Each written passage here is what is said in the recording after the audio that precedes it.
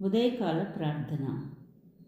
కృపా కనికరము గల నా తండ్రి, మీకే వేలాది వందనాలు, స్తుతులు, స్తోత్రములు ప్రభువా. సర్వాన్ని సృష్టించిన సృష్టికర్త అయినటువంటి నా దేవా, మీకే వందనాలు. ఆది అంత్యములు లేనటువంటి నా ప్రభువా, మీకే స్తుతి స్తోత్రములు. అబ్రహాము, ఈసాకు, యాకోబుల దేవా, నాకు కూడా మీరు దేవుడుగా ఉన్నందుకు మీకే స్తుతి స్తోత్రములు. అయ్యా, రాత్రి అంతయు మాకు తోడుగా ఉండి మాకు మంచి నిద్రను దయచేసిన దయామయ, మీకే స్తోత్రములు. ఈ దినాన్ని మాకు అనుగ్రహించినందుకు మీకే వందనాలు. ఈ దినమంతా మమ్మల్ని మీ కాపుదల్లో ఉంచుకోండి తండ్రి. మా రాకపోకల యందు మీరు తోడుగా ఉండండి ప్రభువా. ముఖ్యంగా మీ చిత్తానుసారం మమ్మల్ని ఈ దినం నడిపించండి.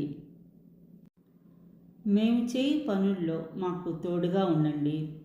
ఈ సమయంలో నాతో పాటు మీ నామంలో ఏకీభవించి ప్రార్థిస్తున్న ప్రతి బిడ్డ ప్రార్థనను మీరు ఆలకించి మీ చిత్తానుసారమైతే వారి ప్రార్థనకు జవాబు ఇవ్వండి ప్రభువా. ఎవరైతే కోర్టు కేసుల గురించి ప్రార్థిస్తున్నారో వారి ప్రార్థనను ఆలకించండి ప్రభువా. ఎవరైతే తమ బిడ్డల వివాహాల గురించి ఈ సమయంలో ప్రార్థిస్తున్నారో వారి ప్రార్థనను కూడా ఆలకించండి ప్రభువా.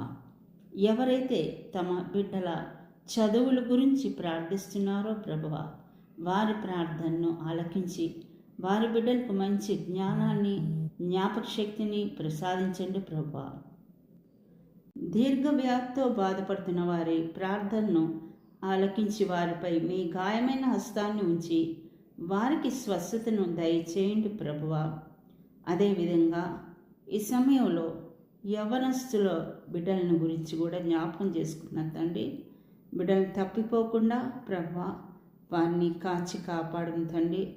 ప్రభా, బిడ్డలు తెలియక తెలిసి చేసినటువంటి ప్రతి తప్పుని క్షమించి వారిని సరైన మార్గంలో నడిపించండి ప్రభా. వారికి ఏది మంచిదో ఏది మంచిది కాదో తెలియపరచండి తండ్రి ప్రభా. మరి ఈ కాలంలో అనేక చోట్లనైనా బిడ్డలు త్రొట్టెళ్ళి దారి తప్పుతున్నారు తండ్రి.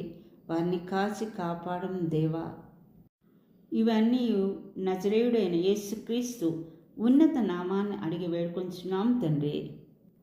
ఆమేన్.